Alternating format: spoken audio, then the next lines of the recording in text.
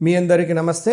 పదార్థములపై వేడిమి చర్య అనే టాపిక్ను మీకు వివరించబోతున్నాను. పదార్థములను వేడి చేయటం వల్ల దానిలో కలిగే మార్పులేంటి, భౌతిక మార్పులేంటి, రసాయనిక మార్పులు ఎలా జరుగుతాయి, ఫిజికల్ కెమికల్ చేంజెస్ జరగటం వల్ల ఏమేమి మార్పులు జరుగుతూ చివరికి ఏ విధంగా ఏర్పడుతున్నవి అనే అంశాల గురించి మనం చూడబోతున్నాము. అయితే ఉష్ణము శక్తి యొక్క రూపం అన్నటువంటి విషయం మీ అందరికీ తెలిసినటువంటిదే. అయితే పదార్థములను వేడి చేసినప్పుడు ముఖ్యంగా రెండు రకాల మార్పులను గమనిస్తూ ఉంటాము. ఒకటి సంఘటనములో మార్పు లేనివి, no change in chemical composition. సంఘటనములో మార్పును పొందేవి, there is a change in chemical composition or formula. అంటే సంఘటనలో మార్పు లేనివేవి, సంఘటనలో మార్పు వచ్చేవేవి. దీంట్లో భౌతిక చర్య ఏది, రసాయనిక చర్య ఏది, ఫిజికల్ చేంజ్ ఏది, కెమికల్ చేంజ్ ఏది.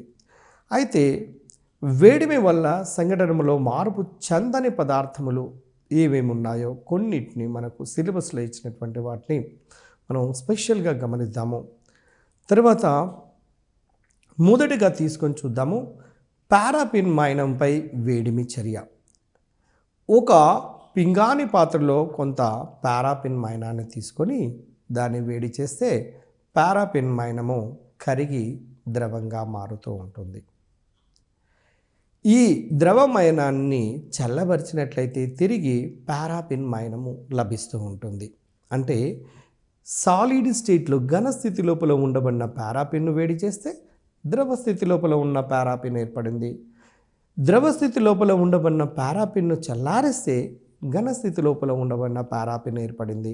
ఇది తాత్కాలికమైన మార్పు మాత్రమే. ఇది ఒక భౌతికమైన మార్పు మాత్రమే. అంటే క్రియాజనకాలు క్రియాజన్యాలుగాను, క్రియాజన్యాలు క్రియాజనకాలుగా మారే చర్యలను ద్విగత చర్యలుగా భావించవచ్చు. అయితే ఇక్కడ ద్విగత చర్య అనుటకు బదులుగా ఇరువైపులా జరగటానికి అవకాశం ఉంటున్నది. కాబట్టి దీనిని ఒక పారాఫిన్ మైనమును వేడి చేయటం అనేది ఒక భౌతిక చర్యకు ఒక చక్కటి ఉదాహరణగా మనము తీసుకోవచ్చును. ఈ ప్రయోగంలో మైనం యొక్క భౌతిక స్థితి మాత్రమే మారుతుంది.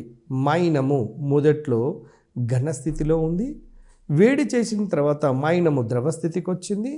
అదే మైనాన్ని చల్లార్చినట్లయితే మైనము ఘనస్థితికి మళ్ళీ చేరుకుంటుంది.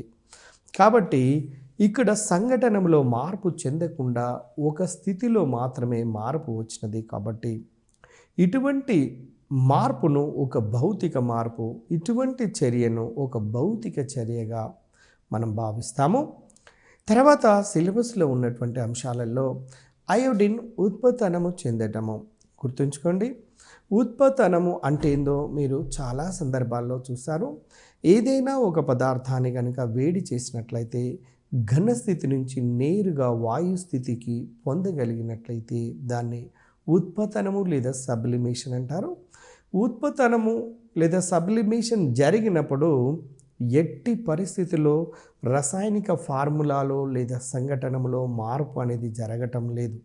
ఓన్లీ అది తాత్కాలిక మార్పు మాత్రమే. అందువల్ల ప్రతి ఉత్పతన చర్య ఏ పదార్థంలో ఉత్పతనము చెందినా కూడా అది ఒక భౌతికమైన చర్య, అది ఒక తాత్కాలికమైన చర్య, అది ఒక టెంపరరీ రియాక్షన్గానే మనము భావించవలసినటువంటి అవసరం ఉంటుంది.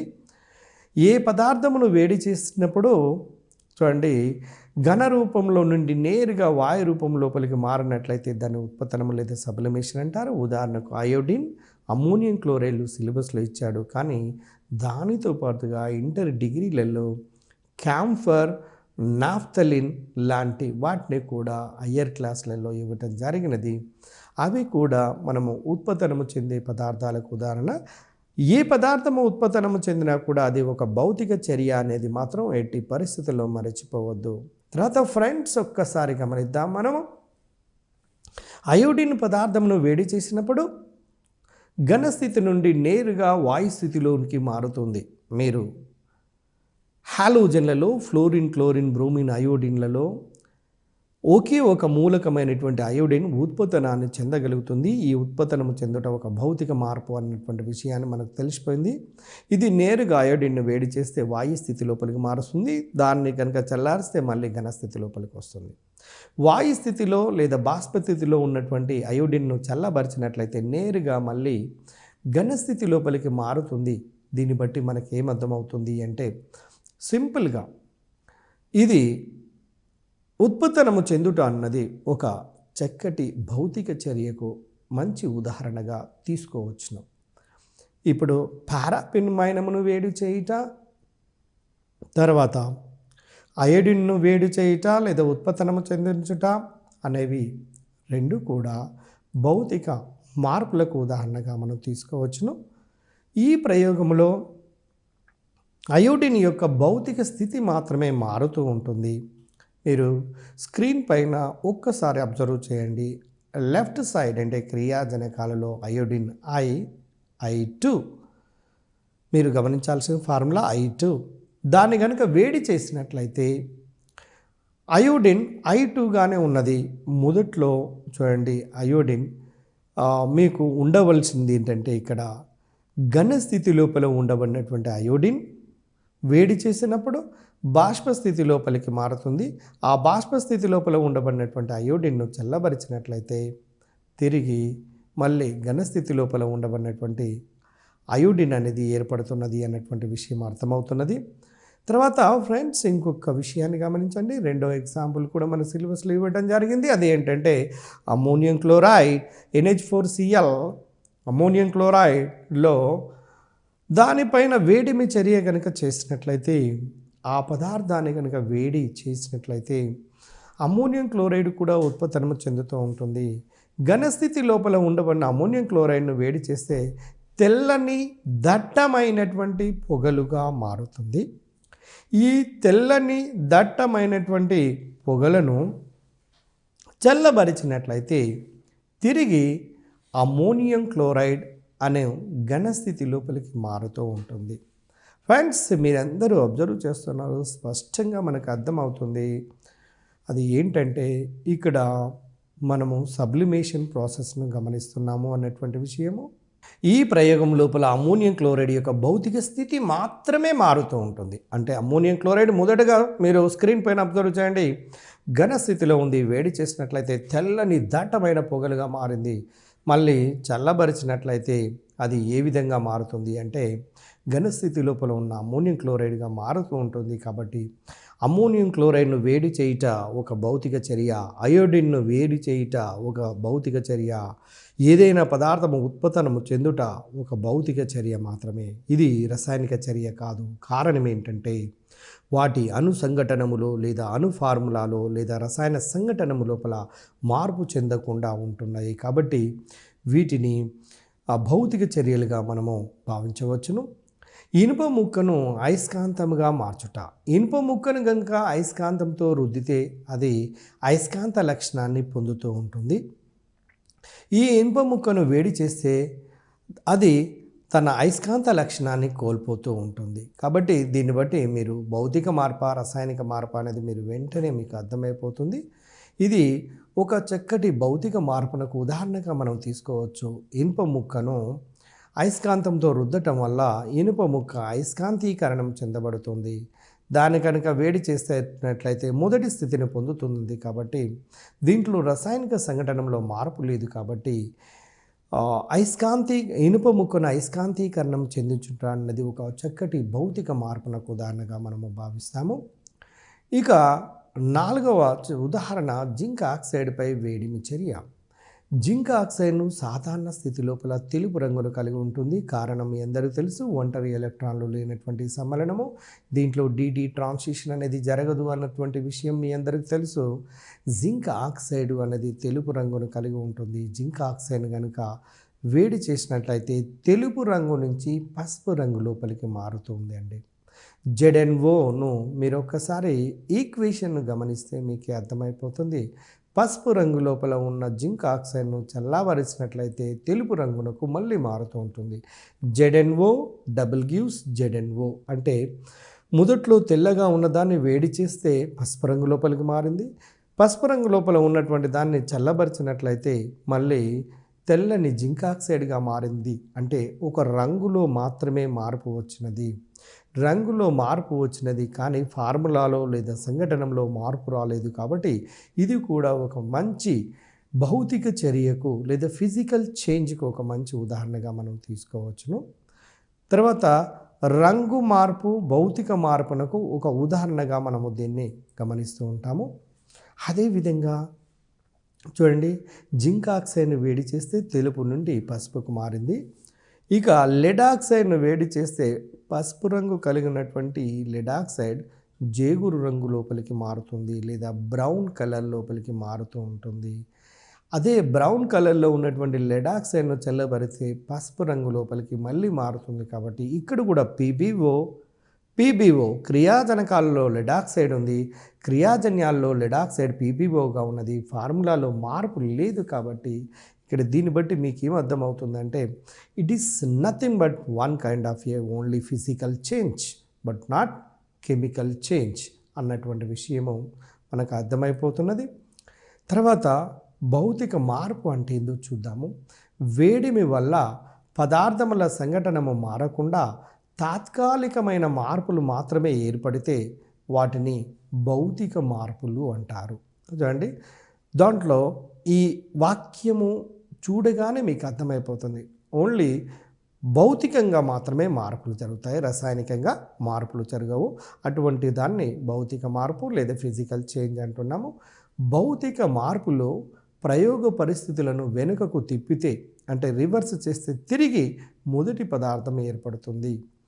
అలా ఏర్పడినట్లయితే దాన్ని భౌతిక మార్పు అంటారు అన్నటువంటి విషయం మీ అందరికీ తెలిసిందే. వేడిమి వల్ల సంఘటనలో మార్పు చెందనటువంటి పదార్థాలు అన్నీ కూడా మనము భౌతిక మార్పుకు తీసుకోవడానికి అవకాశం ఉన్నది. భౌతిక మార్పులో జరిగే లక్షణాలు ఏంటిదో చూద్దాము. ఇందులో భౌతిక మార్పులలో మొదటి మార్పు పదార్థముల సంఘటన లోపల మార్పు ఉండదు. గమనించండి, పదార్థముల సంఘటనలో మార్పు ఉండదు. నెంబర్ 1. నెంబర్ 2, ఇది తాత్కాలికమైన మార్పు మాత్రమే. It's only temporary change. No change in formula or chemical composition. కొత్త పదార్థము అనేది ఈ భౌతిక మార్పులలో కనపడదు. No new compound in the physical change. తర్వాత ఇంకొక లక్షణాన్ని గమనిస్తాము. పదార్థముల యొక్క రంగులో మార్పు కనపడవచ్చు, పదార్థముల యొక్క భౌతిక స్థితి లోపల మార్పు కనపడవచ్చు. అదేవిధంగా పదార్థం యొక్క ఘనపరిమాణం లాంటి భౌతిక ధర్మాలలో మాత్రమే మార్పు జరుగుతూ ఉంటుంటాయి. ఇవన్నీ భౌతిక మార్పుల యొక్క లక్షణాలుగా మనము భావించవలసినటువంటి అవసరం ఉన్నది. తర్వాత వేడిమి వల్ల సంఘటనములో మార్పు చెందే పదార్థములు ఇవన్నీ పాత సిలబస్లో ఓల్డ్ సిలబస్ లోపల ఉండబడినటువంటి అంశాలండి. అంటే పదార్థములపై వేడిమి చర్య అనేది ప్రస్తుతం ఉన్నటువంటి న్యూ సిలబస్ లోపల హై స్కూల్ లెవెల్లో ఉండబడినటువంటి బిలో ఎంతో ఉంపు 8th క్లాస్ లోపల ఈ చాప్టర్ ఉండేది. కానీ ప్రస్తుతం ఉండబడినటువంటి కొత్త చాప్టర్లు వేరుగా ఉన్నాయి. ఎస్జిటి వాళ్ళు ఎవరైతే ప్రిపేర్ అవుతున్నారో ప్రస్తుతం ఉండబడినటువంటి 6th, 7th, 8th క్లాసులలో ఇప్పటికే రిలే అయ్యాయి. ఈ 6th, 7th, 8th క్లాసులలో ఉండబడినటువంటి సిలబస్లోని అంశాలను వరుసగా మీకు రిలే చేయటం జరిగినది. కాబట్టి వాటిని ఆ వీడియోలన్నింటినీ గమనించి వాటి ద్వారా సారాంశాన్ని రాబట్టిన తర్వాత నెక్స్ట్ అదే ఎస్జిటి వాళ్ళ కోసము ఓల్డ్ సిలబస్ సంబంధించినటువంటి చాప్టర్లను మొత్తం కూడా మళ్ళీ కంటిన్యూ చేస్తున్నాము. అందులో భాగంగానే ఈ క్లాస్ మీరు వింటున్నటువంటి పదార్థములపై వేడిమి చర్య అనేది ఓల్డ్ సిలబస్ లోపల ఉండబడింది. దీన్ని టీఎస్పీఎస్సీ వాళ్ళు దీన్ని తీసుకోవటం వల్ల ఆ సిలబస్ను పాత సిలబస్లను కూడా చదువుతున్నాము. కాబట్టి దీన్ని కూడా అతి జాగరూకతతోని మనము చూడవలసినటువంటి అవసరం ఉన్నది. ఇప్పటి వరకు వేడిమి వల్ల రసాయనిక సంఘటనలో మార్పు చెందని పదార్థముల గురించి చూసాము. ఇప్పుడు రసాయనిక మార్పు చెందేవి ఏదైనా ఒక పదార్థాన్ని వేడి చేస్తే దాని ఫార్ములాలో మార్పు వచ్చే వాటిని గురించి మనము చూడబోతున్నాము. అందులో మీ అందరికీ తెలుసు గమనించండి ఫ్రెండ్స్, ఒక్కసారి గమనిద్దాము. మెగ్నీషియం తీగ ముక్కను గాలిలో మండించినప్పుడు మెరుపు లాంటి కాంతితో మండి మెగ్నీషియం ఆక్సైడ్గా మారుతుంది. చూడండి, నేను 8th క్లాస్ చదివేటప్పుడు రాజేంద్ర కుమార్ సారు ప్రయోగశాల లోపల మాకు స్పష్టంగా చూపించాడు. మెగ్నీషియం తీగను మండించి చూయించినప్పుడు కణులు మీరు గొలిపే కాంతితో మండి చివరకు మెగ్నీషియం యొక్క బూడిద, నల్లటి బూడిద అనేది ఏర్పడినది. అంటే ఇప్పటికీ మరిచిపోలేని స్థితి లోపల ఉన్నది ప్రయోగశాల లోపల చూయించటం వల్ల. అంటే మెగ్నీషియం యొక్క తీగ ముక్కను గాలి లోపల మండించినప్పుడు మెరుపు లాంటి కాంతితో మండి మెగ్నీషియం ఆక్సైడ్గా మారుతూ ఉంటుంది. అయితే ఇక్కడ ఒక్కసారి మారినటువంటి మెగ్నీషియం ఆక్సైడ్ తిరిగి మళ్ళీ మెగ్నీషియంగా మారటం అనేది జరగదు. కాబట్టి ఇక్కడ ఫార్ములా లోపల మార్పు వచ్చినట్టుగా మనము గమనించవచ్చు. మీరు మెగ్నీషియం గాలిలోని ఆక్సిజన్తో కలిసి మెగ్నీషియం ఆక్సైడ్గా ఏర్పడుతుంది. 2Mg + O2 gives rise to 2MgO. ఇది ఒక చక్కటి రసాయనిక సంయోగ చర్యకు ఉదాహరణగా తీసుకోవచ్చును. ఎందుకంటే క్రియాజనకాల్లో మెగ్నీషియం అనే లోహము ఆక్సిజన్తో కలుపుకొని మెగ్నీషియం ఆక్సైడ్గా మారుతూ ఉంటుంది. కాబట్టి దీన్ని ఒక రసాయనిక సంయోగ చర్యకు ఉదాహరణగా మనం తీసుకోవచ్చు. తర్వాత ఇందులో ఒక శాశ్వతమైనటువంటి చర్యగా కూడా తీసుకుంటాము. ఎందుకంటే పూర్తి మార్పు ఉన్నది కాబట్టి ఇది రసాయనిక మార్పు మాత్రమే. ఎందుకంటే ఒక్కసారి మెగ్నీషియం ఆక్సైడ్గా మారిన తర్వాత తిరిగి మళ్ళీ మెగ్నీషియంను పొందలేము. కాబట్టి ఒక పర్మనెంట్ రియాక్షన్ కిందకి తీసుకుంటాము లేదా రసాయనిక చర్య కిందకి తీసుకుంటాము మెగ్నీషియంను ఆక్సిజన్తో మండించడం అనేది. తర్వాత ఫ్రెండ్స్ ఒక్కసారి చూద్దాము. మీకు సిలబస్లో ఇంకొక ఎగ్జాంపుల్ను కూడా ఇవ్వడం జరిగింది. జింకు కార్బొనేట్ను ZnCO3ని కనుక వేడి చేసినట్లయితే జింకు కార్బొనేట్ను నెమ్మదిగా వేడి చేయండి. ఏ కార్బొనేట్లను వేడి చేసినా కూడా అవి లోహపు ఆక్సైడ్లుగా దానితో పాటు CO2 వాయువును విడుదల చేస్తుంటాయి. Zinc carbonate ZnCO3 gives rise to ZnO + CO2గా మారుతుంది వేడి చేయటం వల్ల. అంటే క్రియాజనకాలలో ZnCO3గా ఉండి క్రియాజన్యాలలో కూడా ZnCO3గా ఉంటే అది భౌతిక చర్య. కానీ అలా ఉండకుండా అది విఘటనము చెంది ZnO + CO2గా మారింది. కాబట్టి ఇది ఒక రసాయనిక విఘటన చర్యకు చక్కటి ఉదాహరణగా మనం తీసుకోవచ్చును. తర్వాత దానితో పాటుగా రసాయనిక సంఘటనలో మార్పు వచ్చినది కాబట్టి ఇది ఒక పర్మనెంట్ రియాక్షన్, ఒక శాశ్వతమైన చర్య. ఇది ఒక కెమికల్ రియాక్షన్గా మనము ఒక రసాయనిక చర్యగా మనము తీసుకోవాల్సినటువంటి అవసరం ఉన్నది. తర్వాత ఫ్రెండ్స్ ఇంకొక మాట మీరు గమనించండి. సోడియం నైట్రేట్ని కానివ్వండి, పొటాషియం నైట్రేట్లను వేడిమి చర్యను కనుక చూసినట్లయితే పొటాషియం నైట్రేట్ని తీసుకొని KNO3 దాన్ని బాగా ఒక చిటికెడు పొటాషియం నైట్రేట్ను తేమ లేనటువంటి పరీక్ష నాళికలో తీసుకొని వేడి చేస్తే పొటాషియం నైట్రేట్ మరియు ఆక్సిజన్ వాయువులు వేడికి వెలువడుతూ ఉంటుంటాయి. మీరు దానికి సంబంధించిన ఈక్వేషన్ ఒక్కసారి స్క్రీన్ పైన మీరు అబ్జర్వ్ చేస్తే మీకే తెలిసిపోతుంది. 2KNO3 will gives rise to 2KNO2 + O2. అంటే పొటాషియం నైట్రేట్ అనేది వేడి చేసినప్పుడు పొటాషియం నైట్రైట్ ప్లస్ ఆక్సిజన్గా మారుతున్నటువంటి విషయాన్ని మనం గమనించవచ్చు. అంటే క్రియాజనకాలలో ఉండబడినటువంటి రసాయనిక సంఘటనము క్రియాజన్యాల్లో లేదు. కాబట్టి ఇది ఒక రసాయనిక మార్పు, ఇది ఒక శాశ్వత మార్పు, ఇది ఒక కెమికల్ చేంజ్ అనే విషయము మనకు అర్థమైపోతున్నది. తర్వాత మీరు గమనించండి, డాక్టర్ ఏఎస్ రావు తర్వాత రామయ్య తదితర కాంపిటేటివ్ ఎగ్జామినేషన్ లోపల కూడా మీరు ఎక్కువగా ఈ లెడ్ నైట్రేట్ సంబంధించినటువంటి విషయాన్ని అడుగుతూ ఉన్నాడు.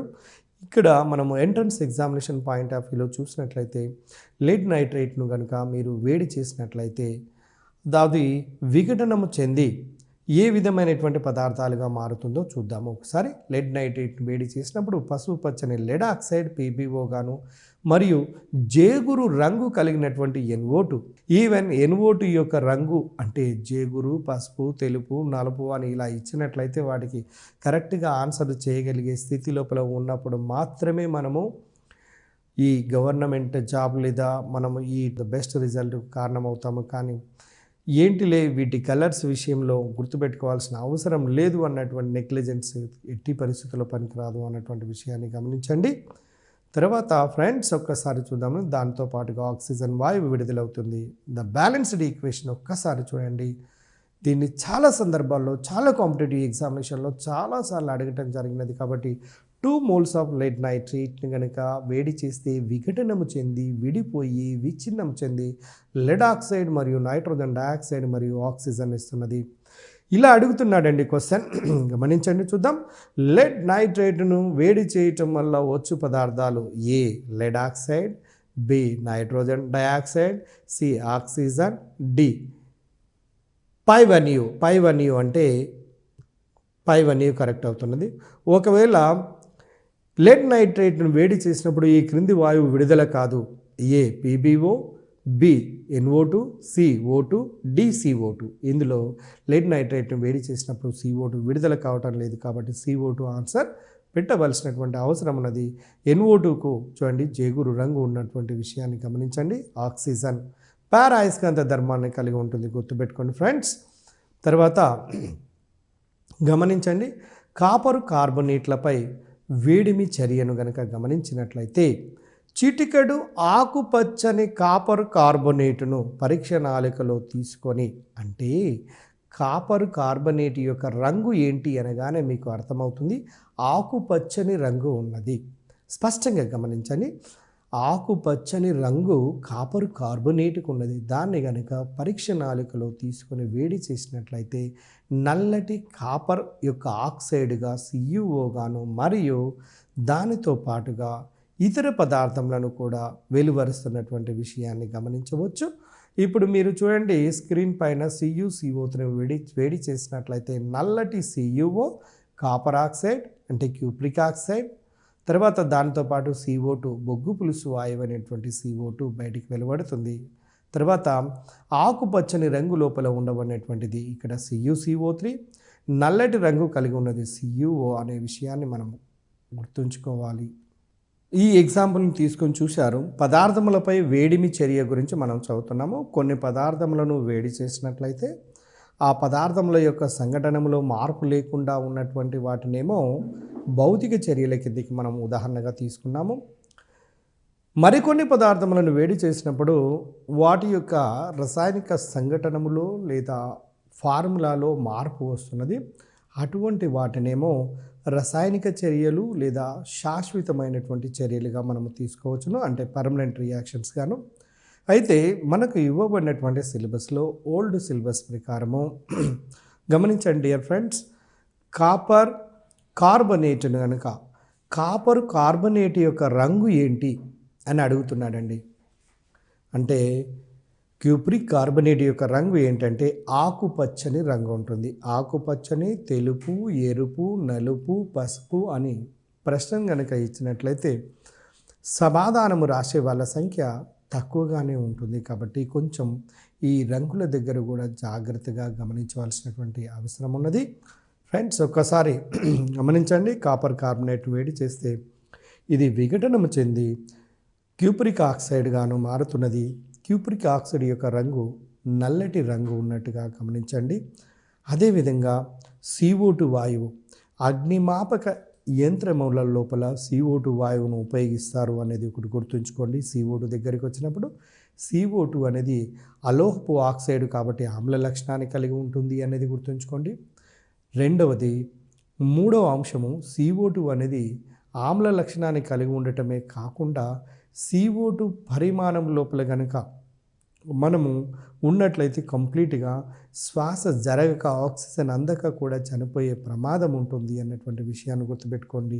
CO2 లోపల సంకర కరణము కూడా గుర్తుంచుకోండి. కొన్ని సందర్భాల్లో అడుగుతున్నాడు, SP సంకర కరణాన్ని కలిగి ఉంటుంది. రేఖీయ నిర్మాణాన్ని కూడా కలిగి ఉంటున్నది CO2 యొక్క అణువు. C double bond O 180 degrees bond angle ఉంటుంది. తర్వాత SP సంకర కర్ణాన్ని కలిగి ఉంటుంది. 2 సిగ్మా 2 పై బంధాలను కలిగి ఉంటున్నట్టుగా మీ అందరికీ తెలిసినటువంటి విషయమే. తర్వాత రసాయనిక మార్పు గురించి మనం మాట్లాడతామండి. రసాయనిక మార్పు లేదా కెమికల్ చేంజ్ లేదా శాశ్వత మార్పు అంటే ఏంటి? అయితే రసాయనిక మార్పు జరిగినప్పుడు ఏం జరుగుతున్నదో చూద్దాము. వేడిమి వల్ల చూడండి, వేడిమి వల్ల పదార్థముల యొక్క సంఘటనములలో మార్పు వచ్చినట్లయితే అటువంటి మార్పులను రసాయనిక మార్పు అంటాము. మీరు ఎన్నో పదార్థములను తీసుకోండి, ఏ పదార్థాన్ని మండించినా కూడా ఆ పదార్థము పూర్తిగా మండిపోయి దహనం చెంది దానికి సంబంధించిన బూడిదని ఏర్పాటు చేస్తుంది. బూడిద ఏర్పడిన తర్వాత తిరిగి వెనుకకు గనక రాలేకపోయినట్లయితే అది ఒక చక్కటి రసాయనిక మార్పునకు ఉదాహరణగా తీసుకోవచ్చును. గమనించండి, నిత్య జీవితం లోపల ఉండబడినటువంటి ఎగ్జాంపుల్ మనము గమనించవచ్చు.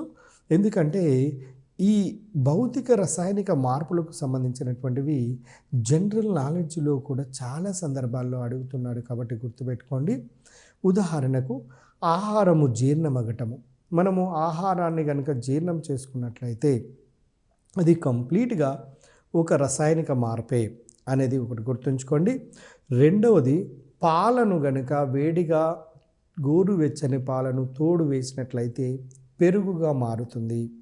పాలు పెరుగుగా మారుట అనేది గత డిఎస్సీలలో ఇచ్చినటువంటి ప్రశ్న అండి. ఇది ఒక శాశ్వతమైన మార్పు. ఒక్కసారి పాలు పెరుగుగా మారిన తర్వాత పెరుగు అనేది పాలుగా మారటం అనేది జరగదు. కాబట్టి ఇది ఒక శాశ్వతమైనటువంటి మార్పుగా మనం గమనించాలి. మూడవ ఎగ్జాంపుల్ మీరు చూడండి, నిత్య జీవితంలో గమనించండి.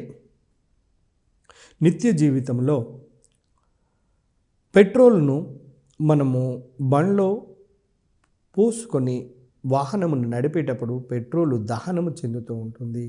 దహనము చెందిన తర్వాత మళ్ళీ తిరిగి ఆ పదార్థాన్ని పొందటం అనేది జరగదు. కాబట్టి పెట్రోలు దహనము చెందించుట అనేది కూడా ఒక శాశ్వతమైన మార్పే, అది ఒక రసాయనికమైనటువంటి మార్పే. అదేవిధంగా మీరు ఏదైనా ఒక పేపర్ను తీసుకోండి ఫ్రెండ్స్, ఒక్కసారి గమనించండి. పేపర్ను కాల్చేయండి. కాల్చిన తర్వాత మీరు గమనించండి, కాల్చిన తర్వాత దానికి సంబంధించినటువంటి బూడిద అనేది ఏర్పడుతుంది. ఆ బూడిద సహాయంతో మళ్ళీ తిరిగి మొదటి పేపర్ను పొందగలిగితే అది భౌతిక మార్పు. మనం పొందలేము కాబట్టి ఇది రసాయనిక మార్పు, ఇది శాశ్వత మార్పు. రసాయనిక సంఘటన లోపల మార్పు వచ్చినట్లుగా మనం గమనించాల్సినటువంటి అవసరం ఉన్నది.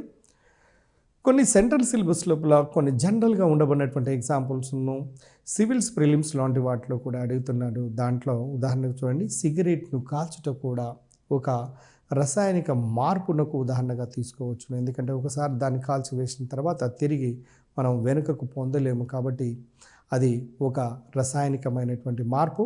ఏ పదార్థాలను మండించినా కూడా అది బూడిదగా మారి తిరిగి మొదటి స్థితిని పొందలేకపోయినట్లయితే వాటిని మనము రసాయనిక మార్పుల కిందికి తీసుకుంటాము. మనము మన సిలబస్లో ఇచ్చినటువంటి దాని ప్రకారం ఉన్నట్లయితే మెగ్నీషియం తీగను కనుక గాలి లోపల మండించినప్పుడు ఆక్సీకరణం చెందబడి అంటే ఆక్సిజన్లతో కలవబడి చివరికి మెగ్నీషియం ఆక్సైడ్గా మారుతుంది. కాబట్టి క్రియాజనకాల లోపల ఉండబడినటువంటి సంఘటనము, రసాయనిక సంఘటనము అనేది క్రియాజన్యాల లోపల ఉండటం లేదు కాబట్టి మారుతూ ఉన్నది. కాబట్టి ఇది ఒక చక్కటి రసాయనిక మార్పునకు ఉదాహరణగా మనము భావించాలి. తర్వాత ఫ్రెండ్స్ ఒక్కసారి గమనిద్దాము.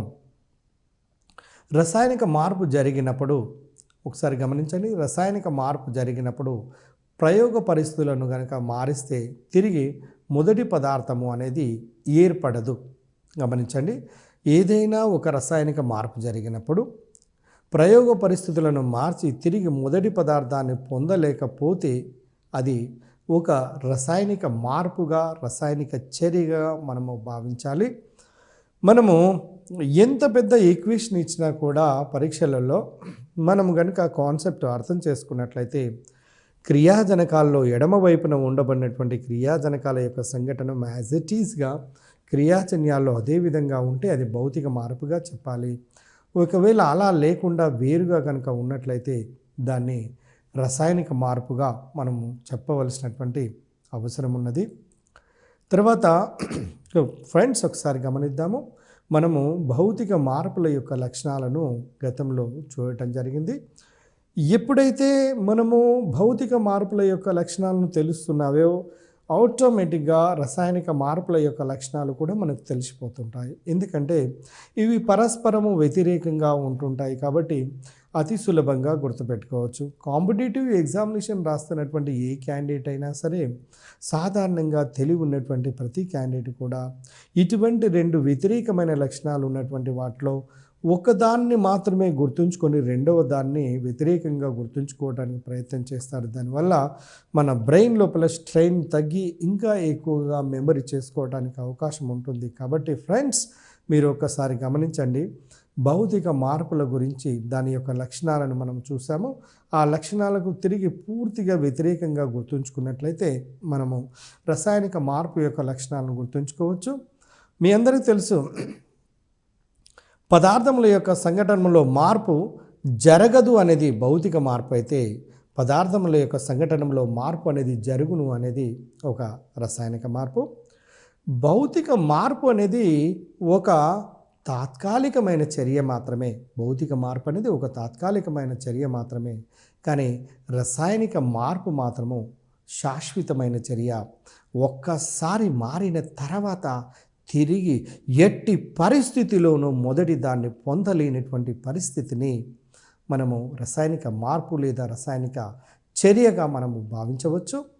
తర్వాత రసాయన మార్పు జరిగినప్పుడు శక్తి మార్పిడి జరుగుతున్నది, కానీ భౌతిక మార్పు జరిగినప్పుడు శక్తి మార్పు అనేది సాధారణంగా జరగదు అన్నటువంటి విషయాన్ని మనము గుర్తించాలి. తర్వాత ఫ్రెండ్స్, ఒక్కసారి గమనించండి.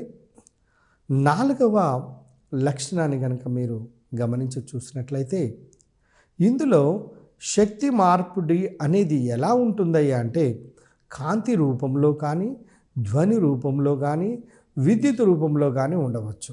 అంటే శక్తి మార్పు ఒక చర్య జరిపినప్పుడు, పదార్థాన్ని వేడి చేసినప్పుడు దాంట్లో జరిగే మార్పులు, దాంట్లో ఉండబడినటువంటి శక్తి ఏ రూపంలో బయటికి పోవచ్చు అంటే, కాంతి రూపంలో బయటికి పోవచ్చును, లేదా ధ్వని రూపంలో బయటికి పోవచ్చు, లేదా విద్యుత్ రూపంలో బయటికి పోవచ్చు. అందువల్ల గమనించండి, రసాయనిక మార్పు జరిగినప్పుడు ఇటువంటి మార్పులు జరుగుతాయి. అదే భౌతిక మార్పులలో మాత్రము ఇలాంటిది జరగదు అన్నటువంటి విషయాన్ని గమనించాలి. తర్వాత ఫ్రెండ్స్, ఒక్కసారి గమనించండి. రసాయన మార్పు కనుక జరిగినప్పుడు కొత్త పదార్థాలు ఏర్పడతాయి. కొత్త పదార్థము ఏర్పడుతుంది అంటే దాని యొక్క ఫార్ములాలో, రసాయనిక సంఘటనలో మార్పు ఉన్నది అనేది అర్థమవుతున్నది. ఉదాహరణకు చిన్న ఎగ్జాంపుల్ తీసుకుందామండి. H2 + Cl2 gives rise to 2HCl.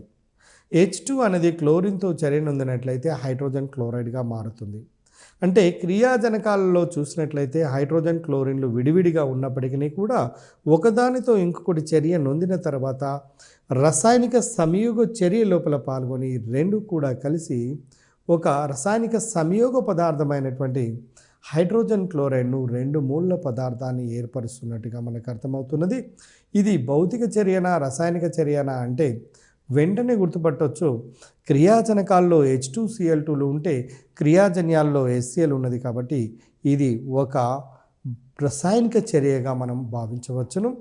ఈ విధంగా ముఖ్యంగా మనము భౌతిక మార్పులకు, రసాయనిక మార్పులకు మధ్య గల తేడాలను కూడా మనము చూసినట్లయితే, చూడండి ఫ్రెండ్స్, ఒక్కసారి స్క్రీన్ మీద అబ్జర్వ్ చేయండి. భౌతిక మార్పు ఏంటి, రసాయనిక మార్పు ఏంటి, వాటిని ఎలా గుర్తుంచుకోవచ్చో మీరు ఒక్కసారి గమనించండి. నెంబర్ 1, భౌతిక మార్పు లేదా ఫిజికల్ చేంజ్. దీంట్లో పదార్థముల యొక్క రంగు, భౌతిక స్థితి, చూడండి, పదార్థముల యొక్క రంగు, భౌతిక స్థితి మరియు ఘన పరిమాణం లాంటి భౌతిక ధర్మాలలో మార్పులు జరుగును. ఓన్లీ స్థితి లోపల, ఘన పరిమాణం లోపల, రంగులలో మాత్రమే మనకు మార్పు అనేది భౌతికమైనటువంటి మార్పులో కనపడుతుంది.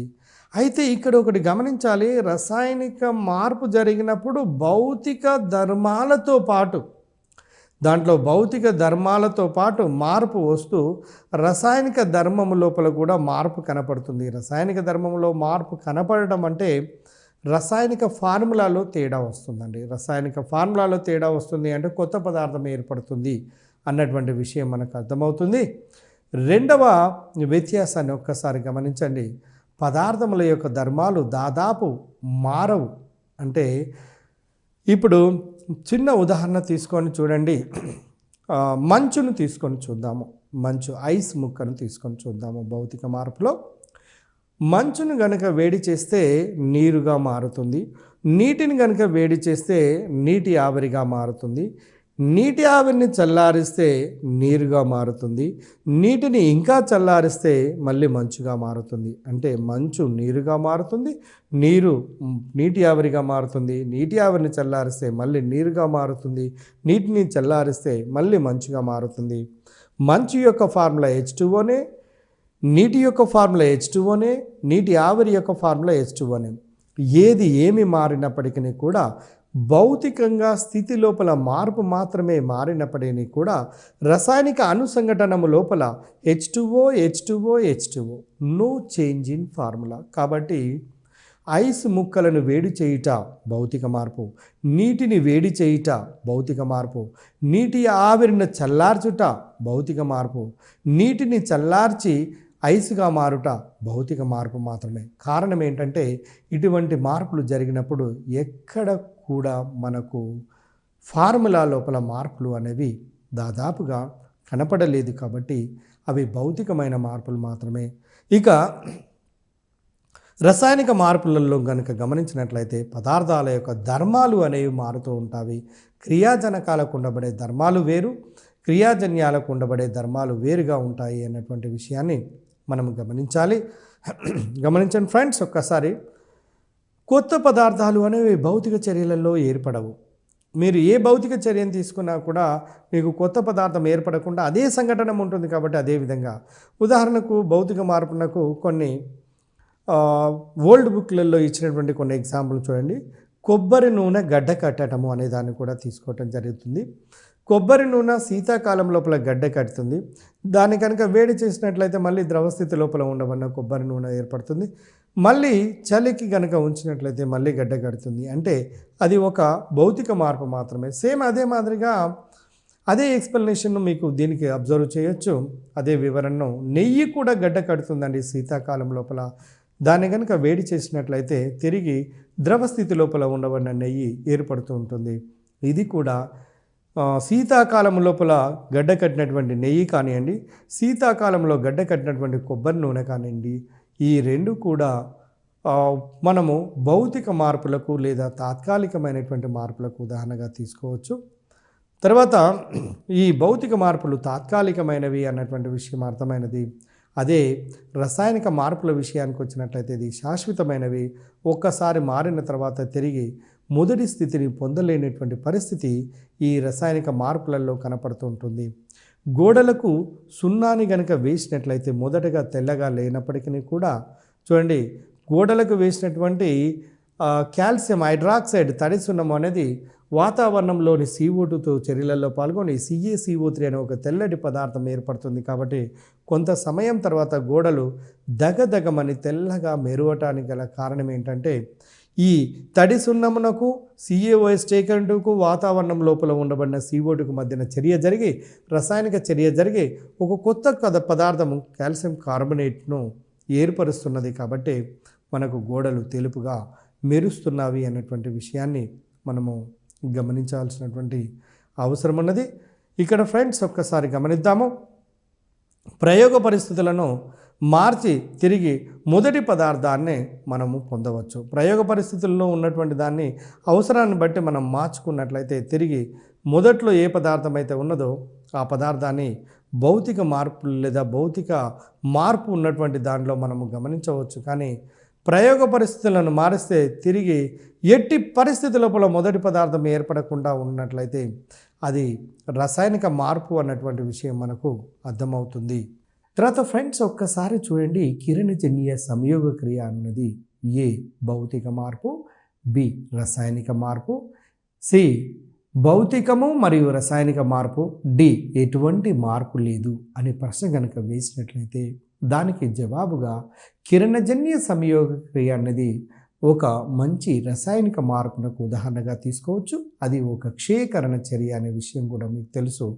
6 మోలుల CO2 అనేది చూడండి, 6 మోలుల వాతావరణం లోపల ఉండబడే కార్బన్ డైఆక్సైడ్ భూమి నుండి మొక్కలు ఏం చేస్తుంటాయంటే నీటిని గ్రహిస్తున్నవి. కాబట్టి CO2 H2Oతో చర్య నుండి పిండి పదార్థాలను C6H12O6 మరియు 6 మోల్ల ఆక్సిజన్ను బయటికి విడుదల చేస్తున్నాయి. కాబట్టి ఇక్కడ సింపుల్గా కిరణజన్య సంయోగ క్రియ అన్నది ఒక రసాయనిక చర్యగా మీరు భావించవలసినటువంటి అవసరం ఉన్నది.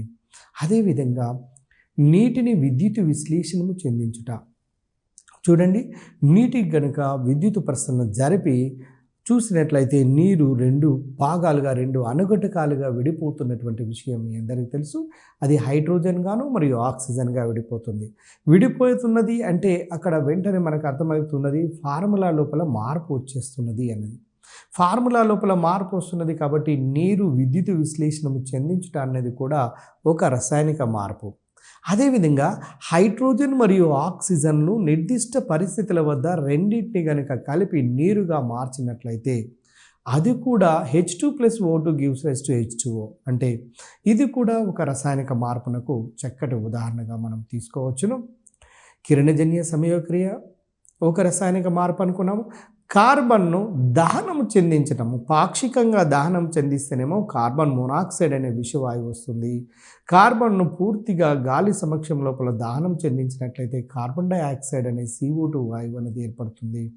దీన్ని బట్టి డియర్ ఫ్రెండ్స్ మీకు స్పష్టంగా మీకు ఏమర్థం అవుతున్నది అంటే కార్బన్ను పాక్షికంగా ఆక్సీకరణం చెందించిన లేదా పూర్తిగా ఆక్సీకరణం చెందించినా కూడా ఏర్పడుతున్నటువంటి CO2లు అనేవి ఇవి రసాయనిక చర్యలకు చక్కటి ఉదాహరణలుగా మనము తీసుకోవడానికి అవకాశం ఉంటుంది. అట్లాగనే చలవరాతి ముక్కలను వేడి చేయటము అన్నది ఎటువంటి చర్య అన్నాడు అనుకోండి. చలవరాతి ముక్కలు అంటే కాల్షియం కార్బోనేట్ CaCO3 దాన్ని కనుక వేడి చేసినట్లయితే CaO+CO2 లాంటి పదార్థములు ఏర్పడుతున్నవి. కాబట్టి ఈ చలవరాతి ముక్కలను వేడి చేయటం అన్నది ఒక రసాయనిక చర్యకు చక్కటి ఉదాహరణగా తీసుకోవచ్చు. ఈ క్రింది వానిలో భౌతిక మార్పు ఏది? చూడండి, గమనించండి. ఈ క్రింది వానిలో భౌతిక మార్పు కానిది ఏది అన్నాడు అనుకుందాము. ప్రశ్న ఈ విధంగా అడుగుతున్నాడండి. ఈ క్రింది వానిలో భౌతిక మార్పు కానిది ఏది? 1 పారాఫిన్ మైనమును వేడి చేయుట, నెంబర్ 1. నెంబర్ 2 అమ్మోనియం క్లోరైడ్ను వేడి చేయుట, నెంబర్ 2. నెంబర్ 3 జింక్ ఆక్సైడ్ను వేడి చేయుట, నెంబర్ 4 కార్బన్ను దహనము చెందించుట. అంటే ఇక్కడ ఈ క్రింది వానిలో భౌతిక చర్య కానటువంటిది ఏది అంటే కార్బన్ను దహనము చెందించుట అన్నటువంటి ఆన్సర్ మనము పెట్టవలసినటువంటి అవసరం ఉన్నది. ఇందులో మీకు ముఖ్యంగా రసాయనిక చర్యల గురించి కనుక గమనించినట్లయితే ఈ భౌతిక మార్పులు, రసాయనిక మార్పులు అనే చర్యలలో మీరు గమనించినట్లయితే 4 ముఖ్యమైనటువంటి చర్యలు జరుగుతాయండి. రసాయనిక సంయోగ చర్య, రసాయనిక వియోగ చర్య, స్థానభ్రంశ చర్య మరియు ద్వంద్వ వియోగ చర్యలు. వీటితో పాటుగా వీటిని మీరు ఒక్కసారి గమనించండి. దీంట్లో రసాయనిక సంయోగ చర్య అంటే 2 మూలకాలు కలిసి సంయోగ పదార్థాన్ని ఇవ్వటం. ఉదాహరణకు రసాయనిక సంయోగము అంటేనే అర్థమవుతుంది కెమికల్ కాంబినేషన్. అంటే C+O2 gives rise to CO2, CO+O2 gives rise to CO2. ఇవన్నీ C+O2 gives rise to CO2 అంటే రసాయనిక సంయోగ చర్య. S+O2 gives rise to SO2 అంటే రసాయనిక సంయోగ చర్య. దీన్ని బట్టి మీకు ఏమర్థమైపోతున్నది అంటే రసాయనిక సంయోగ చర్య లోపల 2 పదార్థాలు లేదా 2 మూలకాలు కలిసి ఒకే పదార్థంగా మారినట్లయితే దాన్ని రసాయనిక సంయోగ చర్య అంటారు. రసాయనిక వియోగ చర్య అంటే ఏదైనా ఒక పదార్థాన్ని వేడి చేసినప్పుడు అది విఘటనము చెంది 2 కానీ అంతకంటే ఎక్కువ పదార్థాలుగా మారినట్లయితే అది రసాయనిక విఘటన చర్య అన్నటువంటి విషయాన్ని మనం గమనించాలి. ఉదాహరణకు మనం ఇప్పుడే చూసాము, కాల్షియం కార్బోనేట్ను వేడి చేస్తే CaO CO2 ఏర్పడుతున్నాయి. కార్బోనేట్లను వేడి చేస్తే లోహపు ఆక్సైడ్, దాంతోపాటుగా CO2 వాయువులు వెలువడతాయి అనేది. ఇది కెమికల్ డికంపోజిషన్కు, రసాయనిక వియోగ చర్యకు ఉదాహరణగా తీసుకోవచ్చు. సంయోగానికి వ్యతిరేకమైనటువంటిదే రసాయనిక వియోగ చర్య అన్నటువంటిది మీరు గమనించండి. 3వది ఏంటంటే స్థానభ్రంశ చర్య. స్థానభ్రంశ చర్య అంటే ఒక సమ్మేళనము లోపల ఉండబడినటువంటి ఒక పరమాణువును లేదా ఒక గ్రూపును తొలగించి దాని స్థానం లోపలికి కొత్తది కనుక వచ్చి చేరినట్లయితే దాని స్థానభ్రంశ చర్యలు లేదా డిస్ప్లేస్మెంట్ రియాక్షన్స్ అంటారు. ఉదాహరణకు కాపర్ సల్ఫేట్ను జింకుతో కనుక చర్యను అందించినట్లయితే కాపర్ సల్ఫేట్ లోపల ఉండవన్న కాపర్ను తొలగించి జింకు అక్కడికి చేరటం వల్ల జింక్ సల్ఫేట్ ప్లస్ కాపర్గా మారుతున్నది. దాన్ని స్థానభ్రంశ చర్యలకు ఉదాహరణగా తీసుకోవచ్చును. ఇక నాలుగవ చర్య ముఖ్యమైనటువంటిదండి, ద్వంద్వ వియోగ చర్య. ద్వంద్వ వియోగ చర్య లోపల మీరు గమనించండి, సోడియం నైట్రేటుకు సోడియం చూడండి సిల్వర్ నైట్రేటుకు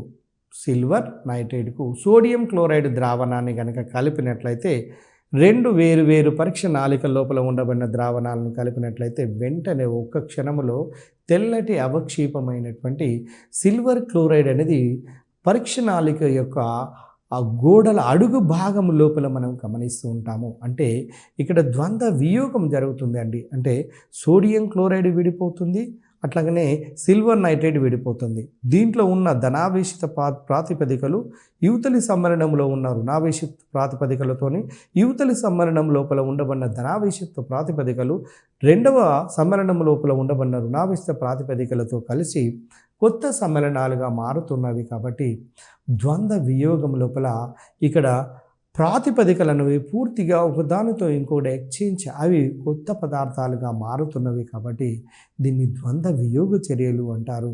ముఖ్యంగా పదార్థములపై వేడిమి చర్య గురించి మనం నేర్చుకునేటప్పుడు చర్యలలో 4 రకాల మీద కూడా మనం కమాండింగ్ ఉండవలసినటువంటి అవసరం ఉన్నది. ఒకటి నెంబర్ 1 రసాయనిక సంయోగ చర్య, కెమికల్ కాంబినేషన్. రెండవది రసాయనిక వియోగ చర్య, కెమికల్ డికంపోజిషన్. మూడవ చర్య స్థానభ్రంశ చర్య, దీన్ని డిస్ప్లేస్మెంట్ రియాక్షన్స్ అంటారు, డిస్ప్లేస్మెంట్ రియాక్షన్స్. నాలుగవది ద్వంద్వ వియోగము, డబుల్ డికంపోజిషన్ రియాక్షన్స్ అంటాము. ఈ 4 రకాల చర్యలు తెలిసి, తర్వాత భౌతిక మార్పులు అంటే ఏందో తెలిసి, తర్వాత రసాయనిక మార్పులు అంటే తెలిసిన తర్వాత భౌతిక లక్షణాలకు కనుక మనకు ఎప్పుడైతే మనకు పూర్తిగా అర్థమైపోతుందో రసాయనిక లక్షణాలు ఆటోమేటిక్గా రసాయనిక చర్య లోపల జరిగే మార్పుల యొక్క లక్షణాలను మనం స్పష్టంగా మనకు అర్థమైపోతున్నది. కాబట్టి డియర్ ఫ్రెండ్స్, సింపుల్గా గుర్తుపెట్టుకోండి, ఇక్కడ ఒకటి ఈ చాప్టర్ మొత్తం లోపల కూడా ఒకే వర్డ్ ద్వారా మనం గుర్తుపెట్టుకోవాలి. అంటే భౌతిక మార్పు లోపల రసాయనిక ఫార్ములాలో లేదా రసాయనిక సంఘటనలో మార్పు ఉండదు. అదేవిధంగా రసాయనిక మార్పు లోపల రసాయనిక సంఘటనలో మాత్రమే మార్పు ఉంటుంది. ఈ ఒక్క సింగులర్ టర్మ్తోని, ఈ ఒక్క ఏకైక పదము సహాయంతోని మిగిలినది అన్నింటినీ కూడా గుర్తుపెట్టుకోవడానికి అవకాశం ఉంటుంది. కాబట్టి డియర్ ఫ్రెండ్స్, మీ అందరూ కూడా ఎస్జిటికి ప్రిపేర్ అవుతున్నటువంటి ప్రియమైనటువంటి మిత్రులారా, మీరు జాగ్రత్తగా గమనించండి. 6th, 7th, 8th లోపల ఉండబడినటువంటి న్యూ సిలబస్ లోపల ఉండబడిన ప్రతి చాప్టర్ను స్పష్టంగా లైన్ బై లైన్ ప్రతిదీ కూడా అందులో సరళంగా ఉన్నవి అనుకోవచ్చు, కానీ అందులోపల కూడా చాలా వరకు చేయలేనటువంటి బిట్స్, అంటే ఒక 90% చేయలేనటువంటి బిట్స్ కూడా, కొన్ని టిపికల్ బిట్స్ కూడా ఉన్నాయి. కాబట్టి ఈ టీసాట్ ప్రోగ్రామ్ ద్వారా రిలీజ్ చేస్తున్నటువంటి ఈ యూనిట్స్ను స్పష్టంగా విని మీరు ఒక కంక్లూజన్కు తెచ్చుకున్న తర్వాత నెక్స్ట్ ఓల్డ్ సిలబస్ లోపలికి వచ్చేసి ఈ ఓల్డ్ సిలబస్ లోపల ఉండబడినటువంటి చాప్టర్ వైస్గా మీకు వరుసగా మీకు ఈ క్లాసెస్ను రిలీజ్ చేయటం జరుగుతున్నది. కాబట్టి డియర్ ఫ్రెండ్స్, మీరు ఇప్పటి నుంచి ఈ పదార్థముల వేడిమి చర్య కంటే ముందుగా 6th, 7th, 8thలలో ఉండబడిన న్యూ సిలబస్లోని వీడియోలన్నింటినీ వాచ్ చేయండి. ఆ తర్వాత మాత్రమే ఈ ఓల్డ్ సిలబస్ లోపల ఉండబడినటువంటి యూనిట్స్కి రండి. మీరు వీటికి స్పెషల్గా ఒక నోట్స్ని పెట్టుకొని స్పష్టంగా పూర్తిగా మనకు ఆ చాప్టర్ పైన అవగాహన ఏర్పడిన తర్వాత మీ ఓన్ వే లోపల కనుక మీరు వెళ్ళినట్లయితే డెఫినెట్గా అట్లా సక్సెస్ అవుతారు అన్నటువంటి నమ్మకంతో, సక్సెస్ అయినటువంటి నమ్మకంతోనే మీకు ఈ విషయాన్ని తెలియజేస్తున్నాను. కాబట్టి డియర్ ఫ్రెండ్స్, మీకు మీరు నిలబడాలి అన్నటువంటి, అంటే ఒక స్థానంలో నిలబడాలి అన్నటువంటి ఉద్దేశంతో తెలియజేస్తూ ముగిస్తున్నాను. Thank you very much.